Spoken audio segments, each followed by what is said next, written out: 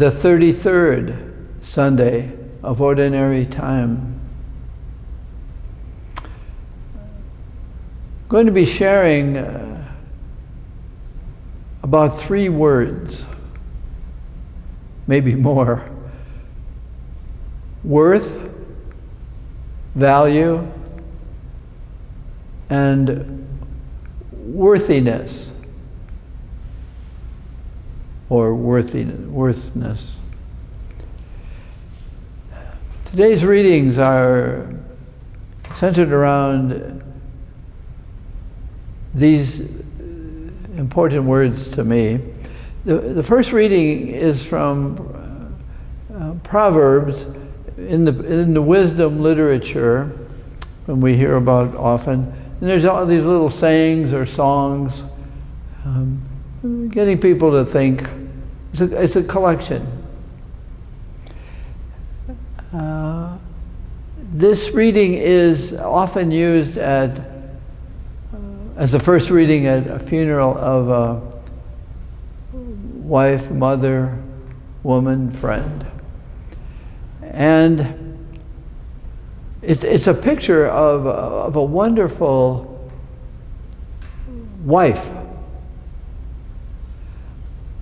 My problem with the reading, if you read it, and I really encourage you to read it, because you could feel good about if you were like this woman, especially if you are feminine.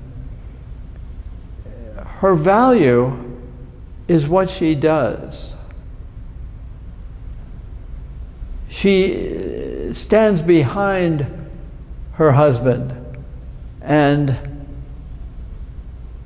he is celebrated at the city gates. She is too, because everyone knows how of a support she is to him. But she does all these good things, and she gets her worth from her value, which is okay in a business context. Her worth is what she does. I was reflecting on my own mother. My mother's worth was her support of my father, preparing him to go to the office and listening to him. But that was her value in one way. Her worth was that she was our mother, and her worth was herself. What I'm getting at is, if you get your worth from what you do, then you are only as good as your last performance. The word evaluate is a very interesting word. E comes from the Latin ex, meaning out of. So I get my value from evaluating. I take my value out of what I do. Am I worthy because of what I do? Am I worthy of praise? The wife that does all these things is worthy of praise, more worthy than a pearl. Her worth is what she does for her husband. And that was the Jewish Hebrew context in the history of men and women in Israel. So let's put that on the side a little bit. The gospel is an unusual one. It's again, the owner, wealthy, is going on a journey, so he's got 3 servants. To one he entrusts. He doesn't give them to, but take care of my possessions. And he gives that person 5 of them, and the second 2 of them, and to the third one just 1.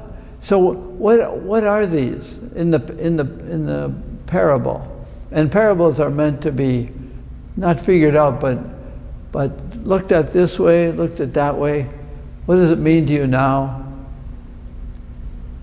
So it's very easy to take that parable and say, God gave you these gifts, and you will get your worth out of how you take care of those. You will be rewarded for what you do with them. And he does that with the second that got 2, but the guy that got 1, he was afraid. So he buried it in the ground. And the master comes back and celebrates the first. You did very well. You were of great value because you did something with the gifts I gave you. So you've been celebrated doing those things. I'll give you more to do, and you'll be even more celebrated. And the guy with 2, but to the guy that only did, he buried his possessions because he was afraid. And the master said, you're a lazy lout. Throw him out. Okay, I'm going to give you my interpretation of that. I try to live this way, so I'm sharing a little about myself. But I do a lot. All of us here at Creighton University, we really do a lot of things. Is my value what I do? No, I hope not. I might get celebrated. I get a salary for what I do. But what I do is what God gives me, is not the gifts, but, and this is the bottom line, this is the parable, this is the mission of Jesus. I want to give you your worthiness. You don't get your worthiness from what you do. You do because I give you something called worthiness or blessedness or grace or relationship. Call it what you will. I'm giving you something that you can't earn. Scratch that. You can't win it. Scratch that.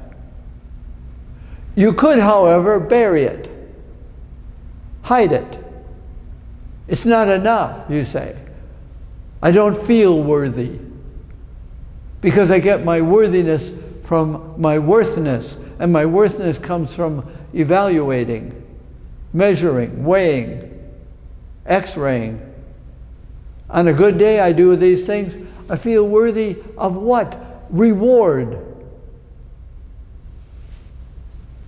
Our worthiness is that we are created and recreated. Jesus is a new creation, and in him we have our worthiness. And it's not to be evaluated, but valuated. That's the new way of living. To live valuatingly, that I value my worthiness. It's more precious than pearls, or it's more precious than anything I can do. Anything you can do. You do it because of gratitude for the worthiness, for the blessedness, by being created in Christ. That's our faith. We believe that. And again and again at the Eucharist, in giving us his body, he's giving us his worthiness shared with us. He is worthy to be called the Christ because he is in the Trinity of God. And he takes us there. We are trinified. New word. We are embraced in that worthiness. And I know, right before communion, Lord, I am not worthy, comma. But you say the word. You are the word, and you give me the word worthy. And in accepting the Eucharist, we accept that we are worthy, not just to receive the Eucharist, but to be the Eucharist.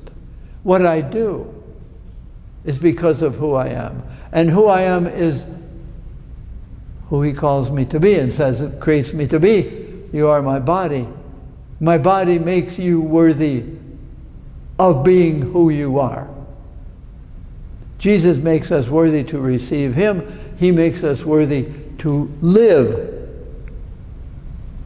and do things. The things we might do, some people say that's very valuable. I don't want to be evaluated by myself. I want to